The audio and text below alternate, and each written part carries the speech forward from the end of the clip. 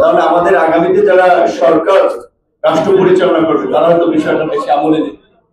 সেখান থেকে মূলত এখানে আসা এবং আমি এই প্রোগ্রামটা শোনার জন্য বেশি আগ্রহী ছিলাম অনেকের আলোচনা। এই জন্য আমি জিজ্ঞেস করি চলে কিনা, বলছে চলতেছে, এই জন্য আসলাম। শেষে ছিল আর রুবাদ স্যার তো আমাদেরও প্রিয় স্যার, তার একটা প্রোগ্রাম না এসেও পারিনি। তো ইতিমধ্যেই যে বক্তব্যগুলো উঠে এসেছে, বিশেষ করে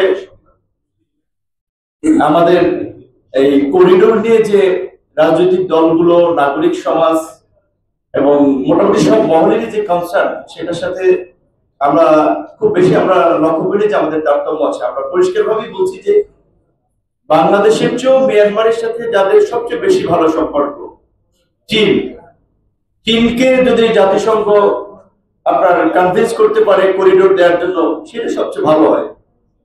চীনের ইউনান প্রদেশ কাছে আছে, ওই দিক থেকে মিয়ানমারের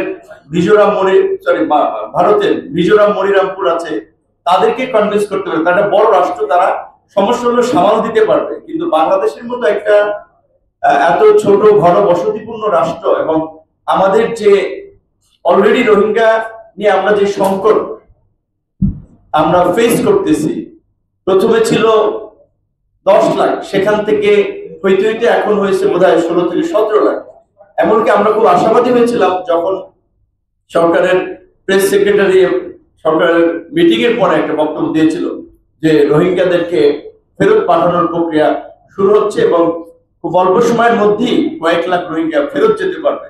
তার বিপরীতে দেখলাম আরো বরঞ্চ এই 9 মাসে এই সরকারের দায়িত্ব নেওয়ার পরেও বোধহয় লাখখানেক, পত্রিকা বলছে 1 থেকে 1.5 লাখ নতুন করে ঢুকেছে। এইটাই আপনারা সামাল দিতে পারেন নাই। আমার এই মানবিক করিডোর দিয়ে সহায়তা পৌঁছাবেন, সেখানে বিশ্বব্যাপী যে করিডোরের যে এক্সপিরিয়েন্স, সেটা সিরিয়া থেকে বসনিয়া বিভিন্ন জায়গায়, সেখানে আমাদের যথেষ্ট উদ্বেগের কারণ রয়েছে এবং আমরা এটা পরিষ্কারভাবে মনে করি, যেটা রুবাদ স্যার বলেছেন, যে রাজনৈতিক দলগুলোর এই আলাপ আলোচনা বা নাগরিক সমাজের এই প্রতিক্রিয়ার ফলেও অনেক সিদ্ধান্ত থেকে সেটা রাজনৈতিক সরকার সরে আসে। শুধু এই সরকারের আসলে এই রকমের একটা সেন্সিটিভ গুরুত্বপূর্ণ বিষয়ে আমার মনে হয় যে যাওয়ার দরকার ছিল না। তারা এটা কেন করতে গেল সেটাও আমরা একটা সন্দেহান, কারণ এগুলো তো পলিটিক্যাল সরকার আসবে, তারা সিদ্ধান্ত নেয় পার্লামেন্টে আলাপ আলোচনা সাপেক্ষে।